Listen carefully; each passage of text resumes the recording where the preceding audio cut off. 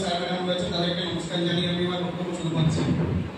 তো প্রথমেই সকলকে অসংখ্য ধন্যবাদ আজকে আমাকে বলার সুযোগ দেওয়ার জন্য, আর অশেষ ভালোবাসা ছোট ছোট ভাই বোনদের যে এত সুন্দর একটা বিদায় অনুষ্ঠান আমাদের জন্য আয়োজন করেছে, ভাবতে পারি এতটা সুন্দর হবে। অসংখ্য ভালোবাসার জন্য।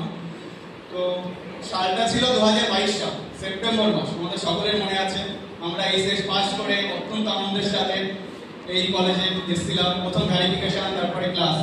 আমার কথা আমি বিশেষ করে বলতে পারি যে আমি অত্যন্ত গ্রাম্য পরিবেশ থেকে উঠে আসা, আমার কাছে স্বপ্ন ছিল বললে আমি মাধ্যমিক পড়বো। তো আজকে 3টে বছর, আজকে 2025 সাল, একটার পর একটা সেমিনার হয়েছে, একটার পর একটা সেমিস্টার পাস করেছি আমরা। রেজাল্টের টেনশন, স্যার ম্যামদের সাথে কনভেনসেশন, ক্লাস সবকিছু মিলিয়ে মনে হলো চোখে নিমেষে 3টে বছর চলে গেল।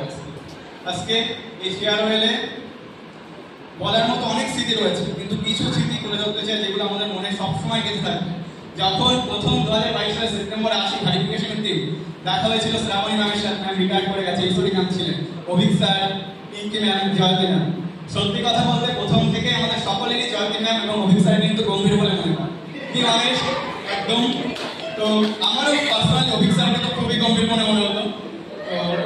কিন্তু কিন্তু আস্তে আস্তে যত দিন এগিয়েছে, জয়তী ম্যাম, আমি একদিন ম্যামকে একটা ইংলিশ মিনিং বুঝতে অসুবিধা হতো, যেহেতু বাংলা মিডিয়ামের স্টুডেন্ট।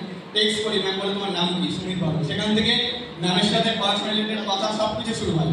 অভিক স্যার না বললেই নয়, লাস্ট আমার বিএসসি 4 ডিজার্টেশনে এমন দিন রাতেও টেক্সট করেছে, স্যার কি করবো, রিপ্লাই দিয়েছে। ফ্রেন্ড ফিলোসফার টিচার, সেই যে ভাব, এই কিন্তু আমাদের ডিপার্টমেন্টে প্রফেসরদের মধ্যে খুঁজে পেয়েছে। তাছাড়া বন্ধুদের কথা তো না বললেই নয়, খুনসুটি, রাগারাগি, কালকে ইভেন্ট হয়েছে আমাদের। সবকিছু মিলিয়ে 3টে বছর কিন্তু কেটে গেল আমাদের একদম।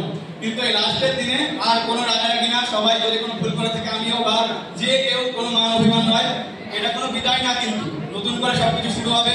কেউ মাস্টার্স করবে, কেউ বিএড, ডিএলএড বা এক্সেট্রা।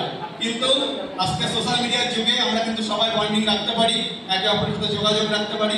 স্যার ম্যামদের প্রতি ভালোবাসা জানাই। আর আমরা আমাদের ডিপার্টমেন্টে যারা পড়েছি, যাদের যাদেরকে চিনি, আমরা এমন কিছু করে দেখাতে পারি যাতে সেই আশীর্বাদ চাইবো ভবিষ্যতের কাছ থেকে, যাতে আমাদের ডিপার্টমেন্টের নাম, আমাদের কলেজের নাম উজ্জ্বল হয়। তাদের আশীর্বাদ সাথে থাকলে আমরা ঠিক পারবো।